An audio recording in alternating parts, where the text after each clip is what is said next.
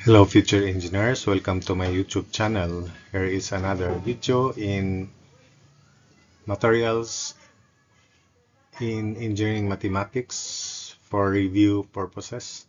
This is integral calculus 1 part 1. So the topics that I will consider in this video would be principles and problems on, so I'll discuss integration formulas, indefinite integrals, then definite integrals, the Wallay formula. I call it Wallay formula. You may read this as Wallis formula if you want. Wallay formula, another way. Then we have area bounded by curves, centroids of areas, the applications of the Vrignon's theorem, and solids of revolution and its centroids. So those are the topics for this part. So let's have basic integration formulas. Take note that the you have to master differentials so that the only way we can verify the formulas here is by obtaining the differentials of the right side. So for instance, integral of du would be u plus c, because the differential of u plus c is differential of u, and remember that the differential of a constant is 0. Then that's the reason.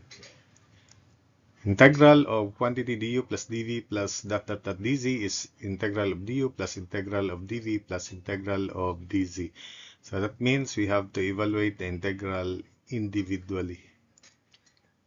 Integral of u to the n du, this is the power formula, u to the n plus 1 over n plus 1 plus c, provided that n should not be equal to -1. So that's it. N should not be equal to -1 because this becomes undefined. So again, to prove this integral or to verify this formula, we are going to obtain the differential of the right side. So it is 1 over n plus 1.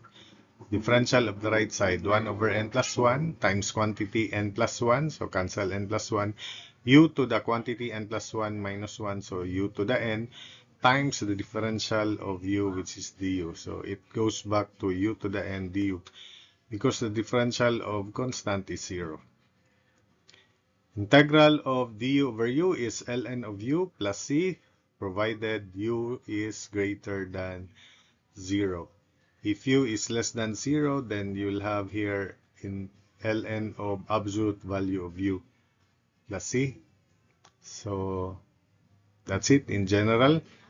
And remember that the differential of ln of u is du over u. Differential of constant is 0. Third, integral of sine u du is negative cosine u plus c, because the differential of negative cosine u plus c is negative of negative sine u du. So it goes back to sine u du plus differential of constant, which is 0. Integral of cosine u du is sine u plus c, because the differential of sine u is cosine u du.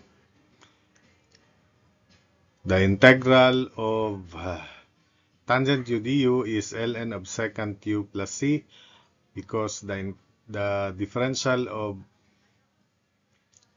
ln of secant u is 1 over secant u, then secant u tangent u du. So cancel secant u, so it goes back to tangent u du. Integral of cotangent u du, so that is integral of cosine over sine, is negative ln of sine u plus c. The differential of ln of sine u is 1 over sine u.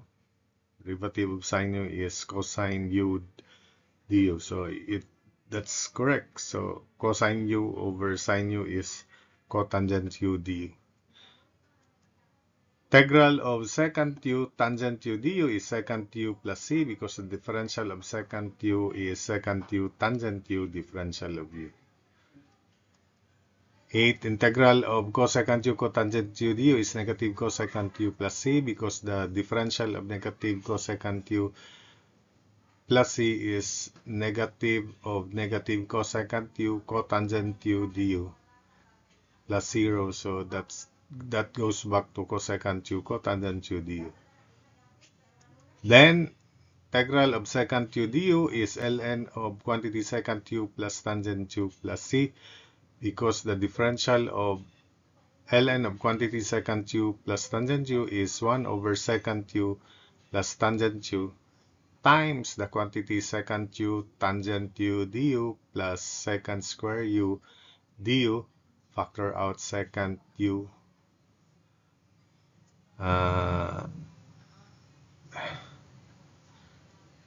Factor out secant u, then you'll have secant u plus tangent u cancel secant u plus tangent u, so leaving secant u du.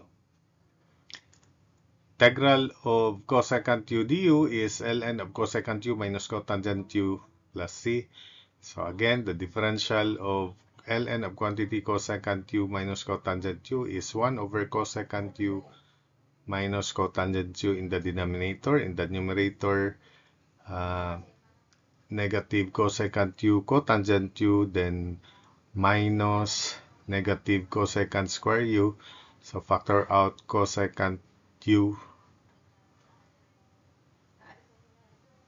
Then you will have this quantity cosecant u minus cotangent u. Again, the differential of ln of cosecant u minus cotangent u is 1 over quantity cosecant u minus cotangent u. Then the differential in the numerator is negative cosecant square u, then minus negative cosecant u cotangent u, rather du, then minus negative cosecant square u du. So if we factor out negative,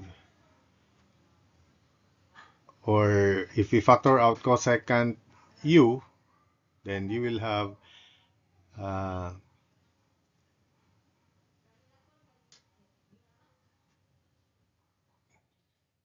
this expression.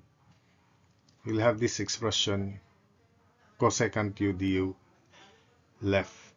So that's it. Again, you just obtain the differential of this right side. Remember, the differential of cosecant u is negative cosecant u cotangent u, then minus the differential of cotangent u is negative cosecant square u du. So you have to verify that that can be reducible to this form. Then if you have integral of u dv, this is integration by parts, then you have uv minus integral of v du. So remember, from integral calculus, we have integration by parts.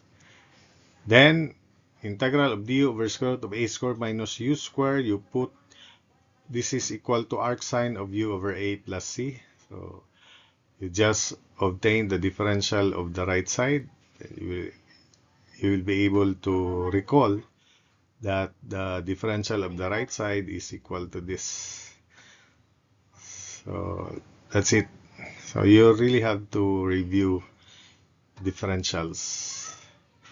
Integral of du over a squared plus u squared is 1 over a arctan of u over a plus c. You have to remember that also. Integral of du over u square root of u square minus a square is equal to 1 over a arc secant of u over a plus c. Then when the integrand involves a square minus u square, then you have to put the variable u equals a sine theta, patterned after this form. If it involves a square plus u square, we have to put u equals a tangent of theta. And likewise, if it involves u square minus a square, then you have to put u equals a secant of theta. So that's it for this part.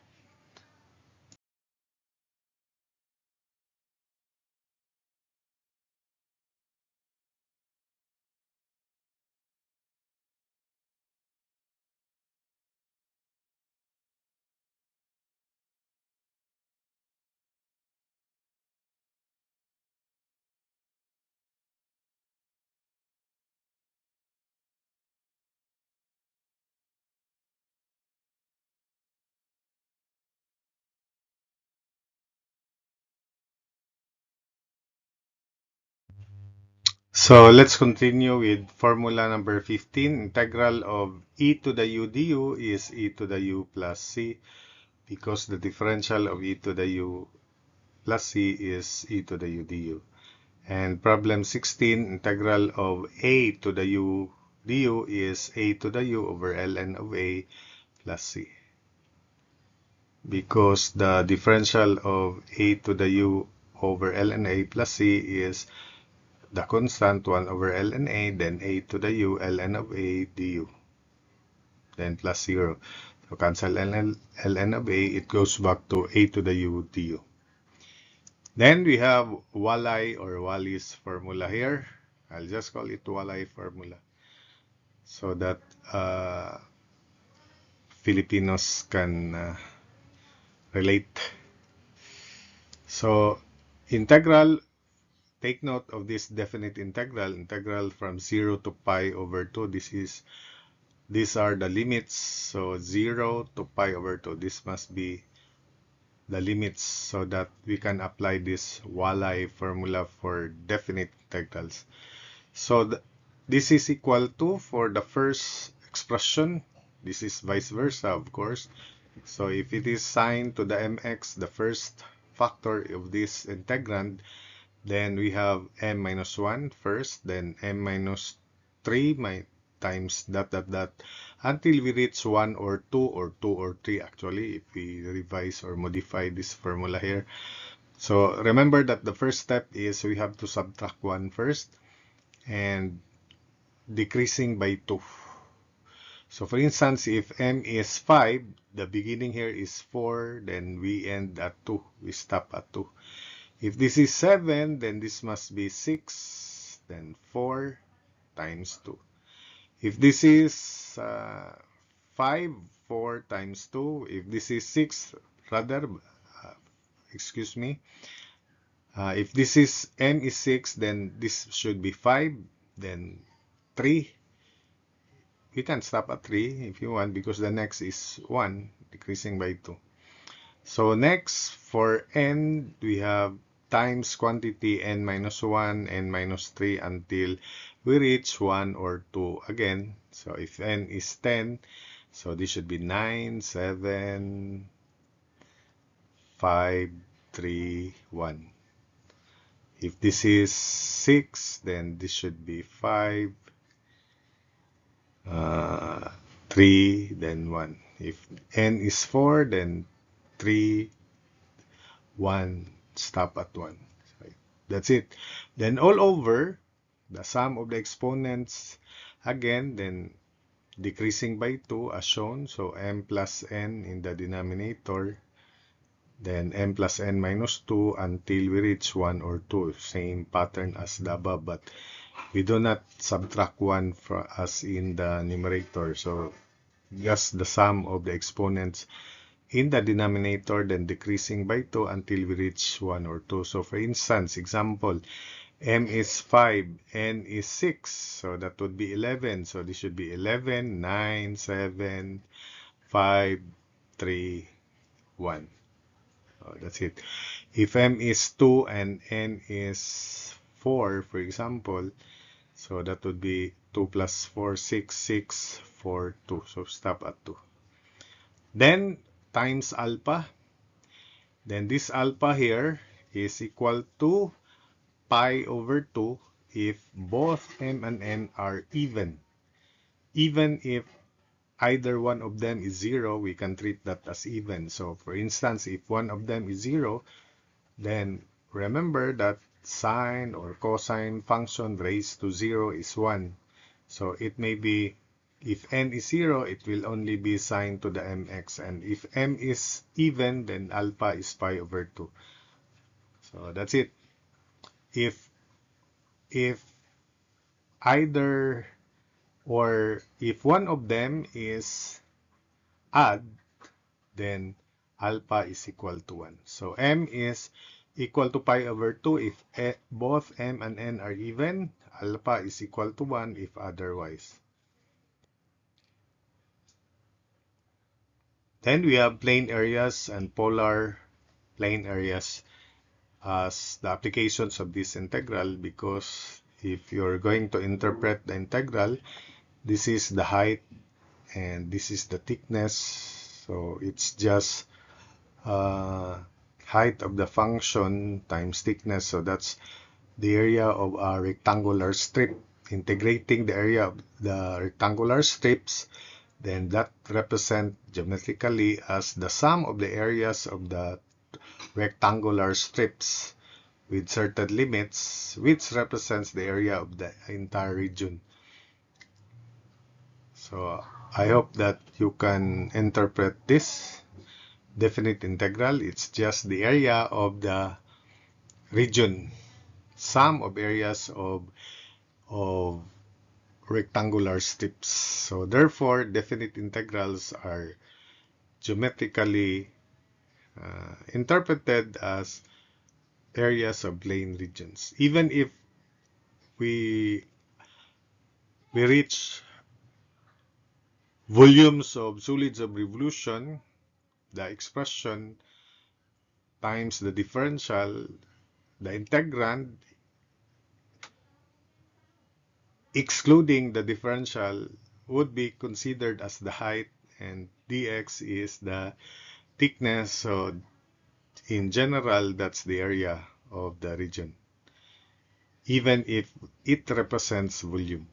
So that's why calculators are designed to evaluate definite integrals by Simpson's one-third rule. Approximate integrals calculators are designed, programmed to evaluate definite integrals by that way. So that's why calculators can evaluate, high-tech calculators can evaluate definite integrals readily. So let us consider these areas here where both the horizontal and vertical strips can be employed. So the point of intersection of the curve, so let us say this is at A comma B. I hope it's no longer a problem. And B, and this is at C comma D, for example. So if the vertical strip applies, like in this problem, because the upper curve is consistently in the upper and the lower curve is also consistently in the lower portion, so we have to we can consider the strip. The distance of the upper curve from the x-axis is upper y, and the distance of the lower curve, lower portion of the strip which lies on the lower curve is lower y as shown, and the thickness of the strip, because it cuts the x-axis, is differential of x. So basically the area of the region is equal to the sum of the areas of this rectangular strip, and there are so many infinite number of rectangular strips. Dx is very, very small. So therefore, the area using this vertical strip is the sum, and sum is the symbol integral, means sum of the areas of these strips. And it is, the area of the strip is upper y, the height, upper y minus lower y times thickness. Then limits, because x is the variable represented by the differential, it is a to c. That would be the limits if x is the variable. So using the vertical strips area, integral from a to c of the integral of the area of the strip, and the area of the strip. So that's why you don't need to memorize formula because it is basic. It is just the area of this rectangular strip. So integral of quantity upper y minus lower y times thickness dx, and limits would be from left x a to right x c. Then considering the horizontal strip, the distance of this right point on the right curve is denoted by right x as shown, and this point here on the left curve is left x, and the thickness of the strip this time is dy, and therefore the area is also integral considering horizontal strip from, because it is y that is the variable in this case, it is from lower y b to upper y point of intersection d, and it is right x minus left x times dy. So area using horizontal strip is integral of quantity right x minus left x, the length of the strip, times the thickness of the strip dy. So I hope that you got the explanation so that you don't need to memorize. You just set up the integral, and all you have to do is find these points of intersection. Then for polar curves, so let us say this is the polar curve, this is the polar graph, and boundaries of this end of this polar curve. So r is a function of theta, remember from polar coordinates, and this is the strip, which is no longer a rectangular strip, it's now a sector element, and remember the area of the sector is 1/2 r squared times the angle of central angle of the sector, which is in this case differential theta. So this is theta 1, for example, and at this point that's theta 2. So the central angle of this differential element, which is a sector, is d theta. The radius is r as shown. So that's differential theta. So area therefore is the sum of the areas of these sector elements, differential sector elements, and that is 1/2 integral of r squared d theta, and the limits of theta would be from this theta 1 to theta 2. So area using the polar coordinates would be 1/2 integral from theta 1 to theta 2 of r squared d theta. Then for indefinite integral of function of x dx, small function of x dx, let us say the integral is another function of x, which is now capital letter F, and plus the constant of integration c. So that's it. Then for definite integral of f of x dx from a to b would be f of b. So this is the integral. So that's the function value using the upper limit minus the function value using the lower limit. So for example, integral from 1 to 2 of x dx, this is x squared over 2. So x squared over 2 from 1 to 2. So this should be 1/2 of quantity 2 square minus 1 square. And that is 3/2. So therefore that definite integral is 3/2. Then let's have the centroids of plane areas, or we apply this from statics. The concept is by Varignon's theorem. That is, the moment of Varignon's theorem in statics is the moment of the resultant force is equal to the sum of the moments of its components. Whereas here, this is the what we call first moment of a mass in integral calculus. That is, the concept is the moment of the entire area about the x-axis, for example, that's area times y sub c, is equal to the sum of the moments of its components, and the component is the differential area. So we'll just set up that from the figure. Let us say this is the area. same point of intersection A comma B to C comma D, and that's the centroid of the entire region. The designation would be, X sub G and Y sub G. So considering vertical strip, which is applicable in this case, height strip is upper Y minus lower Y, and the thickness is dx, just like before. Then the centroid of the strip would be here. So that means the x coordinate of the centroid of this vertical strip is just x, as shown in the figure, because the upper point will have the same distance from the y-axis, the lower point also, or anywhere on this vertical strip will have the same distance from the y-axis, which is just x. So x sub c, the designation for the centroid of the strip is x sub c, and it is just x. X, or anywhere. You just select any point on that strip, and that is at x distance from the y-axis. And likewise, therefore, from analytic geometry, this point, which is the centroid of this strip, will have coordinates of x sub c, which is just x. The y sub c is the midpoint of this line segment. And recall that midpoint formula is simply the average of the upper and the lower coordinates, y coordinates. So therefore, y sub c is up 1/2 of quantity upper y plus lower y, or 1/2 quantity lower y plus upper y, as shown.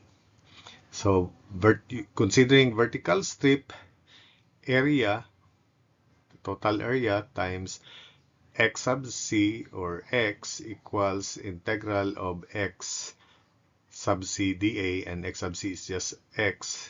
So area times xg equals sum or integral of x sub c, which is x, dA, which is upper y minus lower y, times dx. So you don't need to memorize again. That is, if you understood the concept, because if you cannot understand this concept, that would be your problem. So as an engineering student, you should be able to easily understand this concept, which I explained here. So if you cannot understand it at first pass, then you may review, recall the video, you have to rethink, and take note that I'm just speaking here of basic areas. So rectangle, you know that. Location of centroid, you know that for these symmetrical areas. So area xg, this is actually Varignon's theorem if you're going to interpret it. And first moment of a mass, also integral calculus. So moment of area about the y-axis is area times xg.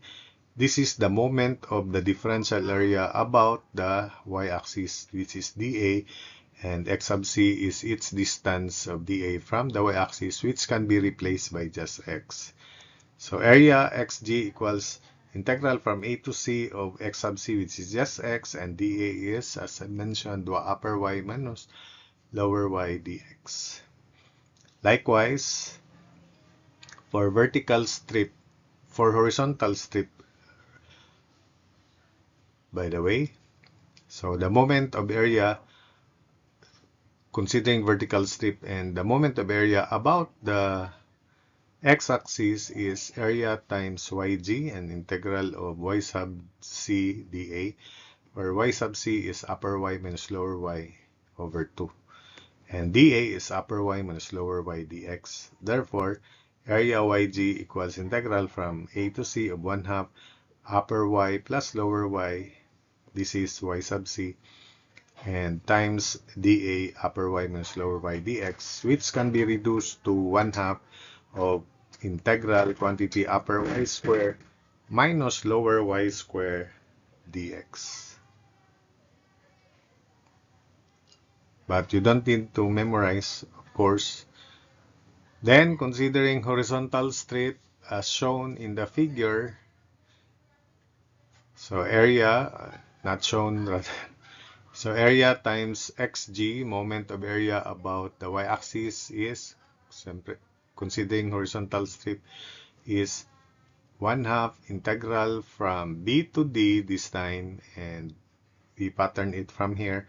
So right x squared minus left x squared dy. And area yg equals integral b to d of y, because considering horizontal strip, y sub c about distance of the centroid of horizontal strip from the x-axis is just y. Y sub c is just y. So y, then the area is right x minus left x dy. Then for polar curves, remember that the centroid, we treat this sector element as triangle because it is very, very small. So we can treat this as triangle. Therefore, the distance of that centroid of this sector element, differential sector element, from here is 2/3 of r. So that's 2/3 of r. Then this is theta. So imagine that from this pole to that centroid is 2/3 r, and that's the hypotenuse, and we imagine a right triangle, so that the horizontal distance from that centroid from the y-axis is the base of that right triangle with hypotenuse 2/3 r. So therefore x sub c is hypotenuse 2/3 r cosine of theta. That's x sub c, the distance of the centroid of the strip from centroid of the differential sector element from the y-axis. X sub c, that's 2/3 hypotenuse 2/3 r, then cosine of theta. While y sub c is 2/3 of r times sine theta. Again, from the pole to that centroid, that's 2/3 of r, or 2/3 of height, remember, for triangle, which is approximated as a triangle with a limit. So this is 2/3 of r hypotenuse sine of theta, y sub c. So for polar curves, x sub c is 2/3 of r cosine theta, and y sub c is 2/3 of r sine of theta. So area xg equals 1/2 integral from theta 1 to theta 2 of 2/3 of r sub r cosine theta x sub c dA, where dA is 1/2 r square d theta. So you look at the interpretation. This is the moment arm of the differential sector element from the y-axis, so that you can easily interpret it. And dA, differential area, is 1/2 r squared d theta, but integral form. Similarly, area times yg equals 1/2 integral theta 1 to theta 2. Y sub c is 2/3 r sine theta, then r squared d theta. Of course, from theta 1 to theta 2. So that's it for this portion of the video. Let's proceed to the next. So for solids of revolution, we have disc and washer. So as a start, let's have the volume of disc and washers as our guide from solid geometry, so that you can easily set up the integral whenever you encounter problems on solids of revolution by integration. So if this is a disc without a hole, so I'll consider it as a disc or coin. Recall from solid geometry that this is just a compacted or hammered right circular cylinder, where the volume is area of circle times height. In this case, area of circle pi r square times the height, which is now the thickness.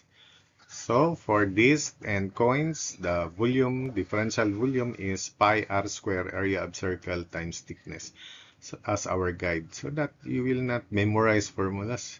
This is a very basic volume formula. If there is a hole like this, we have inner radius, radius of the hole, and radius of the big circle denoted by big R. So the differential volume would be pi radius or area of big circle minus area of small circle times thickness. So it should be pi quantity big R square minus small r square times thickness t. So I hope that you have interpreted that meaning so that you don't need to memorize formulas. You can always set up formulas for the differential volume. Then after that, you evaluate the integral and it's no longer a problem. Even if you're going to evaluate that integral manually. Much more if the high-tech calculators are allowed, because all you have to do is set up the integral. Then for the application, so for instance, it is a region to be revolved about an axis.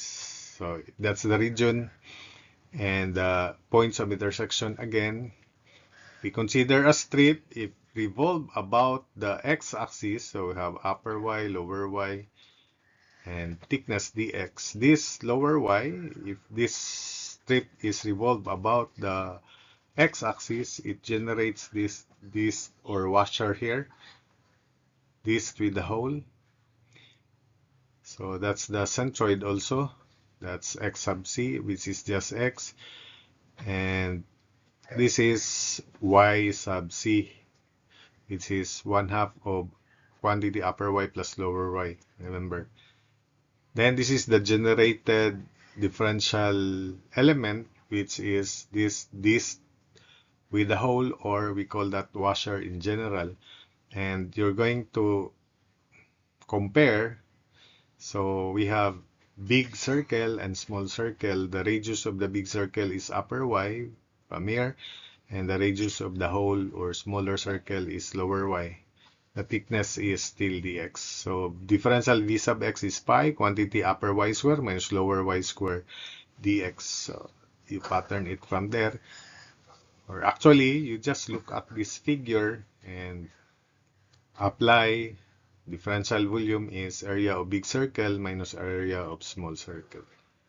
Of course, the rest is your job, not that it will be readily made or set up. Then Vx is pi integral from a to c of quantity upper y square minus lower y square dx. You don't need to memorize, remember. All you need to do is you set up the volume of this disc or washer, and the rest you can set that up. If you know the volume of a disc or washer, of course, which is expected of you. Then, if that vertical strip is revolved about the y-axis, it generates this differential element, which is called cylindrical shell. Cylindrical shell is like, if you can imagine a can, just exclude the covers, the circular covers. So that's the can. And therefore, if you're going to cut this and flatten it out, that differential volume looks like a rectangular plate. Then the dimensions of the rectangular plate would be the circumference of the plate, in this case 2 pi x, the height of the plate, in this case upper y minus lower y, times the thickness of the plate dx. So you reduce the volume of the cylindrical shell to that, so that you don't need to memorize again. So for cylindrical shell, this is it. This is how it looks like when you cut it. If you pass a plane parallel to the height, then flatten it out. So therefore, if the radius is r, this is 2 pi r. The height remains height. The thickness remains thickness. 2 pi r, that's thickness. And therefore, differential volume is the area of this rectangular plate, which is 2 pi r, length, times height, h, times thickness, t. And of course, you don't need to memorize that, because you are supposed to know the volume of a rectangular plate, which is length times height times thickness only. And when applied to this, so it looks the same. All you have to do is, you should not be confused that this is just x, the radius of revolution, the height is upper y minus lower y, and the thickness is dx. So that v sub y is 2 pi. The radius of revolution is x, so 2 pi x, but in integral form, of course, from a to c. Then the height of the strip is upper y minus lower y. The thickness t is differential x. And that's it. While for centroids of solids of revolution, of course, for this without a hole, it is at the center. When there is a hole, it's also there at the center, as shown, and should be able to locate that. For this or for washers, it's also there. You just locate it here also. Then it's here at the centroid. That's it. For solids of revolutions. So let's have 3 problems here as an application. First, for definite integrals. So integral from 0 to pi over 2 of sine to the 4th x cosine cube x dx. For board exam purposes, this is the technique, calculator technique. All you have to do is set your calculator in the radian mode, then use the key there for integration, limit 0 to pi over 2, then you type this, that's natural display, and you will get the answer. But I'll present the solution officially by the Walleye formula, and this is, since this is 4, then the first entry would be 3 minus 2, 1, stop at 1, so 3 times 1. For the second part, 3 minus 1 is 2, so 2, stop immediately at 2. Then all over, 4 plus 3 is 7, so 7 decreasing by 2, 7 times 5 times 3 times 1. Or you may stop at 3, actually, because the next is 1. Then times alpha, because 3 is odd, therefore alpha is just 1. So after we cancel out 3, the final answer is 2 over 35. So I hope that you will also get this answer using your calculator, high-tech calculator. 2 over 35, but this is the solution, official solution, without the calculator, by simply applying the Walleye formula. Then integral from 0 to pi over 4 of sine square of 4 theta cosine square 2 theta d theta. So of course, before we can evaluate this, we have to recall trigonometric identities. We can write sine 4 theta as sine of 2 times 2 theta and apply double angle formulas. This is rewritten as 2 sine 2 theta cosine 2 theta, then quantity square. We just leave cosine square theta as cosine square of 2 theta as cosine square theta also. So that would be integral from 0 to pi over 4 of quantity 2 sine 2 theta cosine 2 theta square, then cosine square 2 theta d theta.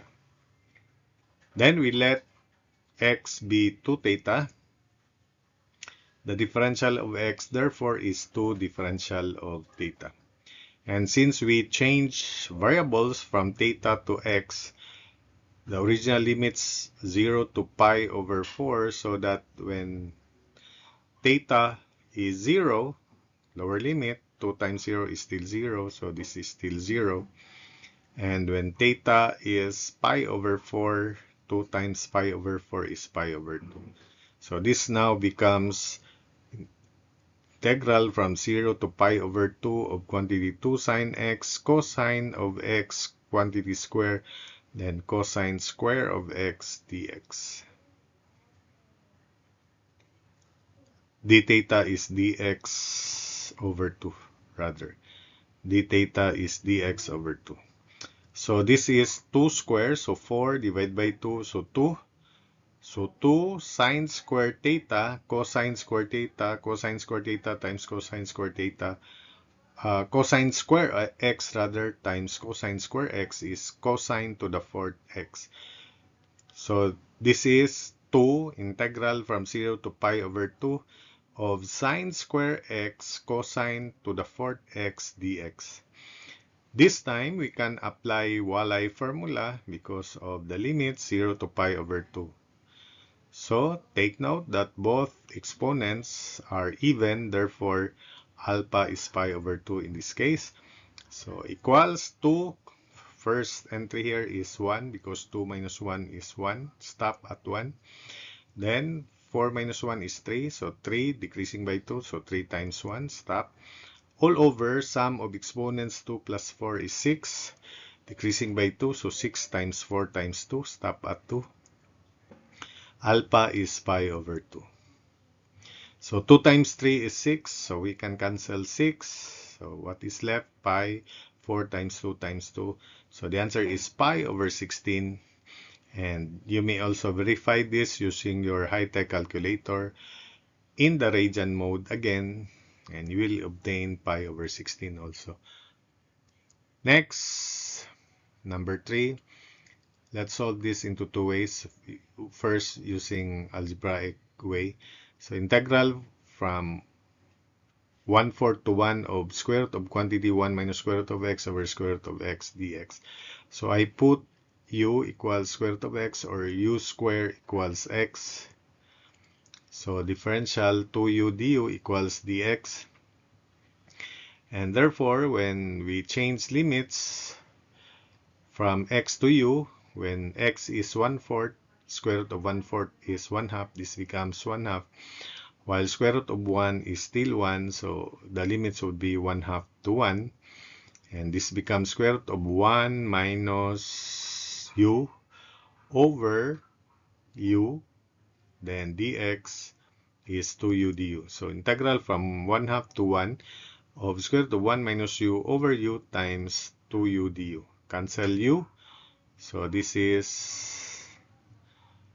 2 integral of quantity 1 minus u to the 1/2 times negative du, because the differential of 1 minus u is, if you put this as one expression, the differential of 1 minus u is negative du. So that we can apply power formula. So this is negative 2. Then 1 plus u to the 3 halves, 1/2 plus 1 is 3 halves over 3 halves, as shown, negative 2, 1 minus u to the 3 halves over 3 halves from 1/2 to 1. So this becomes negative 4/3 times quantity 0 to the 3 halves, which remains 0, minus lower limit 1 minus 1/2 is 1/2, 1/2 to the 3 halves. So again, the first term is 0 because 1 minus 1 using the upper limit is 0. Then minus quantity 1 minus 1/2 is 1/2, 1/2 to the 3 halves. And this is negative 4/3 times negative 1, so 4/3. 4 over 2 to the 3 halves is 2 square root of 2. So 1 over 2 square root of 2.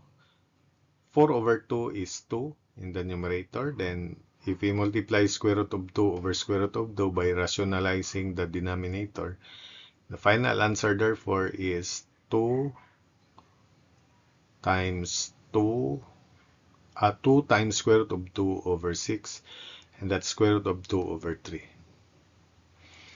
So another way is put x equals sine square of theta. So dx is 2 sine theta cosine theta d theta. And when we change limits, we change variables from x to theta, when x is 1/4, square root of 1/4 is 1/2. So sine theta is 1/2.